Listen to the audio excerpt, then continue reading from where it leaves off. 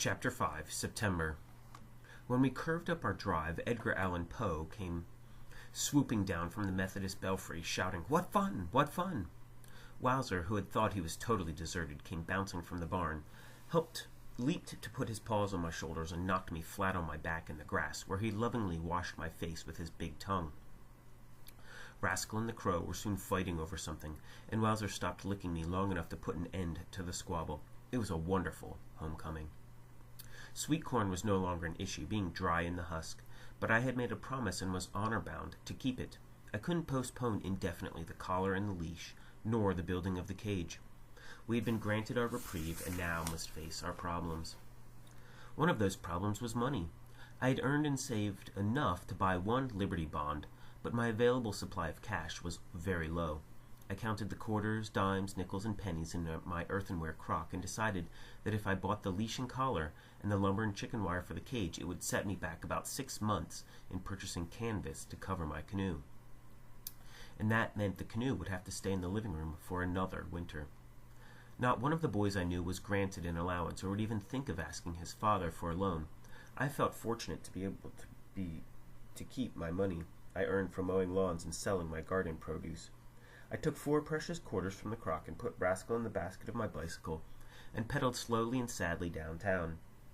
Buying a collar and leash for my pet raccoon was like buying a ball and chain for a dear friend. But I thought it would be wise to have Rascal's approval and assistance. It might lessen his terror when he found that his freedom had vanished. We stopped at Shadwick's Harness and Leather Emporium, which smelled delightfully of tanned leather, saddle soap, and harness oil. It was a perfect place for Rascal to browse, examining the stirrups of both Western and Eastern English saddles, the brass buckles on the work harnesses, and the exquisite silver mountings of a set of driving harnesses made from the local banker's high-stepping team. Garth Shadwick, like his father before him, was a craftsman in leather whose skill was known as far away as the county seat and the state capital. He made handsome leather luggage, custom-fitting riding boots, and engraved book bindings. But most of his trade was in harnesses, and harness-making was a profession threatened by the automobile. At this moment, Mr. Shadwick had a jeweler's glass in his right eye and was engraving a scrolled initials on a silver nameplate. I would not interrupt him at such a moment, and waited patiently until he took the glass from his eye and looked up at his work. "Well, Sterling?" "We don't want to bother you, Mr. Shadwick." "Boys and coons don't bother me," the harness maker said. He returned from his engraving for several minutes.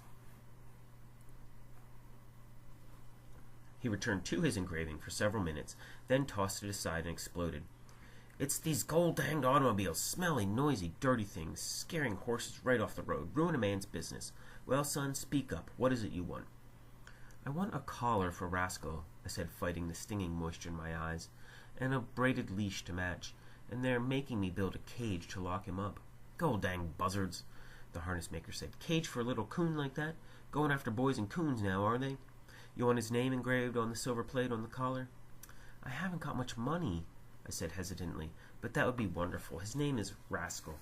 Come here, Rascal, and let me measure your neck." Garth Shadwick said, leaning over to pat my complacent pet.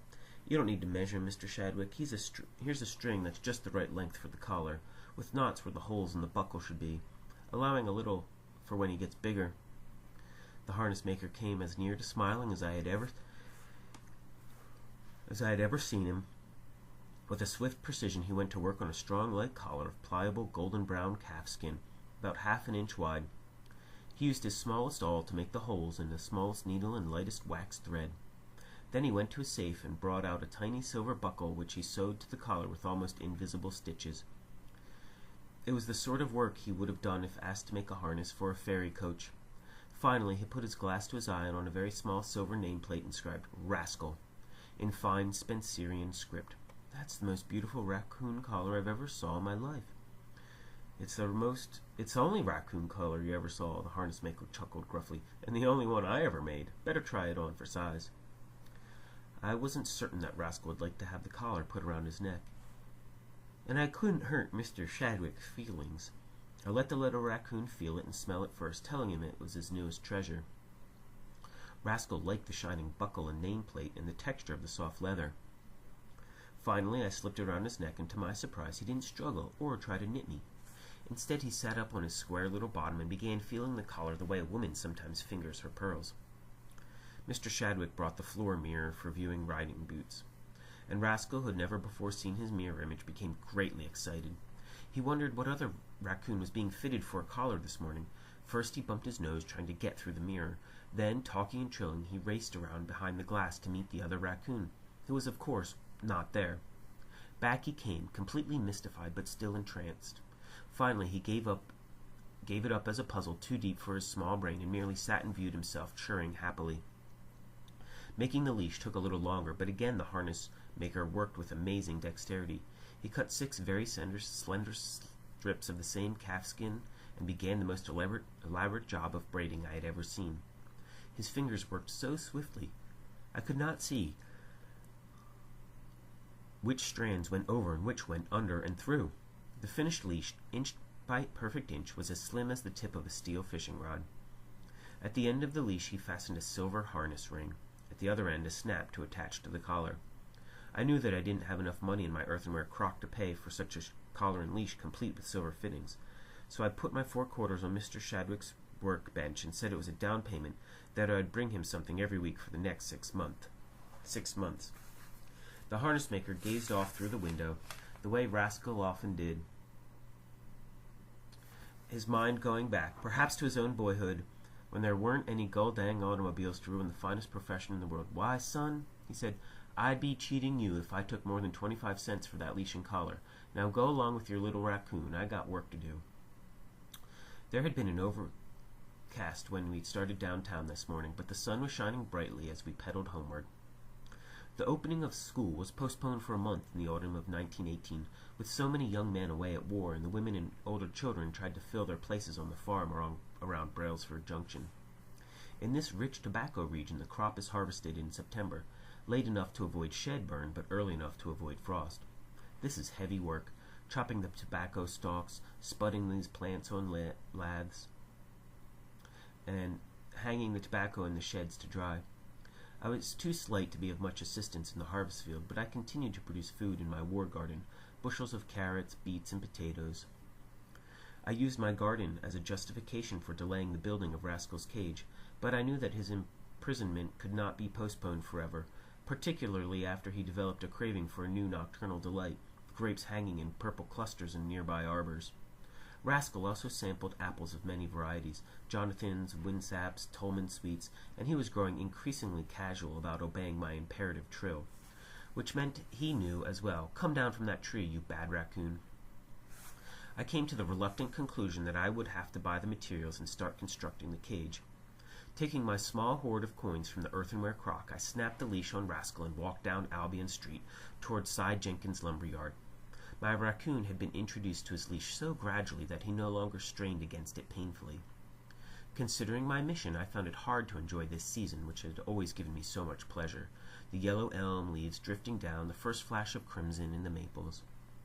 Cy Jenkins had cheated me when I bought lumber for my canoe, but he was so eager to see Rascal caged that he now pretended to be giving me a bargain on 2x4s and chicken wire.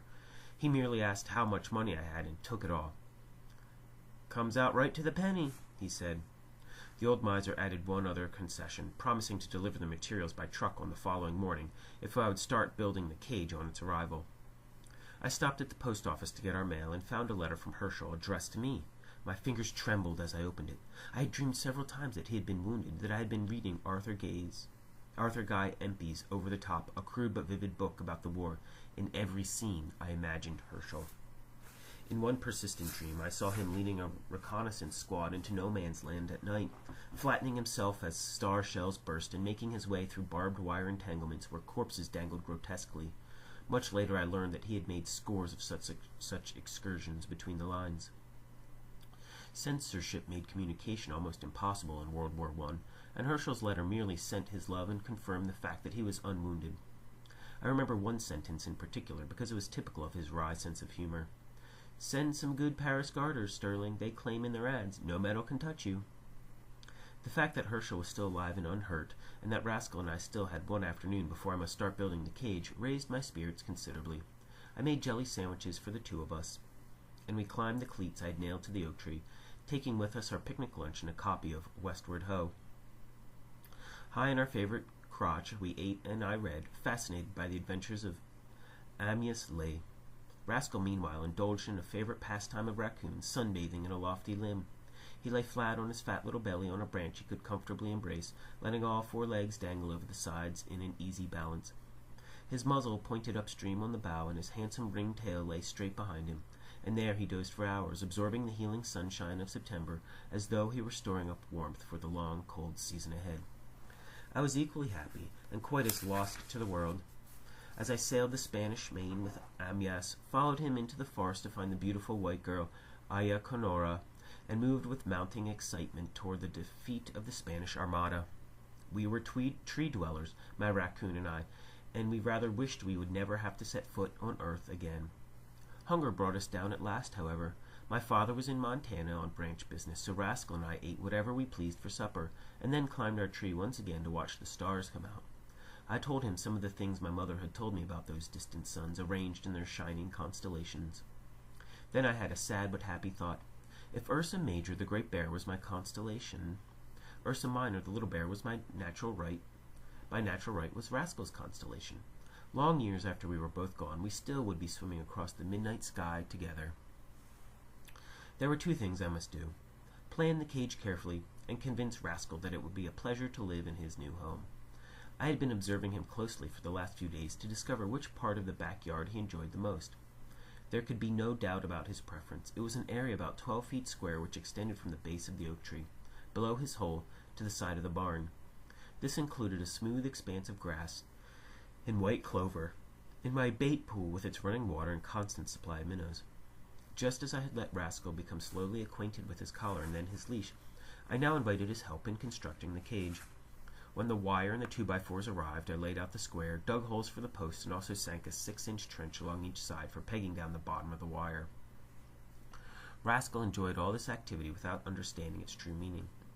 He reached into each excavation, crawled back and forth through the central tunnel in the rolls of chicken wire, fished languidly in the bait pool, or merely went to sleep in the grass. My father sent a postcard from Montana saying he would not return for another 10 days or 2 weeks. Fortunately, we ran a charge account at the meat market and at the groceries. But to raise money for staples and hinges, I had to dig and sell 2 more bushels of my potatoes. I was somewhat lonesome and very grateful for Rascal's companionship, day and night. Possibly I could have built the cage in less time had I not been aware of its purpose. However, the posts were soon set, and in another day the framework nailed together. It was a crude 12-foot square, which gave easy access to Rascal's hole in the oak tree. It also encompassed the bait pool, using 12 feet of barn across the eastern side. I had to fasten wire securely across the top of the cube, knowing that Rascal would climb any fence ever built. I used an old screen door for the principal entrance, nailing chicken wire to the frame and hinging the door on a sturdy post. But during the several days I spent building the cage, I was careful not to close this exit. Never for a moment did Rascal feel penned in. I fed him his favorite foods within the wire, always dreading the day when I must hook the door. It seemed to me a wicked thing to take Wild Raccoon Kitten from the woods, a little animal who loved speed and adventure and exploration, and to imprison him like an animal at the zoo. I had seen the big cats and the bears pace up and down their cages in hopeless misery. Would Rascal yearn like that for his lost freedom? He must have more space, I thought, and more shelter. Then I had a small inspiration. I hurried to my workbench to get a compass, brace and bit, and keyhole saw. Making sure my calculations were right, I drew a circle in the side of the barn, big enough for a raccoon but too small for a dog. I then bored 4 holes within the circle using my slender saw, cut a neat opening into a long disused box stall inside the barn. Finally, I sanded the edges of this doorway so that it would not scratch Rascal, and I showed him the net result. Rascal loved holes of all sizes, from crayfish holes to be explored with sensitive paw, to holes such as this one, big enough to crawl into. While I put fresh straw in the box stall and enclosed it in chicken wire, my raccoon spent most of his time going in and out of his pleasant little door. His home was becoming more attractive by the day. He still didn't understand, however, that I was building him a prison, and every time the neighbors asked when I would lock him up, I said, maybe tomorrow. The most exciting event in Brailsford Junction each September was the Irish picnic and horse fair. It was always held on a Saturday somewhat earlier in the month than the country fair at Janesville, to which many of the racehorses and exhibitors later gravitated. I do not know why it's called the Irish picnic, since a very small percentage of our town are Irish. But They did possess the most good trotters and pacers in our area, and in all probability had instituted these races which now attracted spectators by the hundreds. Mike Conway, our neighbor to the west, owned a terrific trotter, a spirited stallion that had sired several of the most likely colts and fillies in the country. Early on the morning of any Irish picnic, Mike was to be seen carrying Donnybrook on a satin sheen, washing the sulky and oiling his racing harness. Donnybrook seemed as unaware as his master that this was the great day. His whinny could be heard at a considerable distance by interested mares, and he frisked about the pasture, kicking up his heels and tossing his head. Some racehorses have a beloved cat or dog for a companion. Donnybrook has developed a strong affection for Rascal. Whenever my raccoon climbed on one of the posts of the neat white fence around the paddock, the black stallion immediately became gentle, changing his shrill whinny to a soft whicker. While Rascal waited on the fence post, Donnybrook would trot over to greet him. The raccoon always ran his small hands over the big velvet muzzle, fingering the bright rings of the halter. Naturally, Rascal and I would be cheering for Donnybrook in any race he might ever run.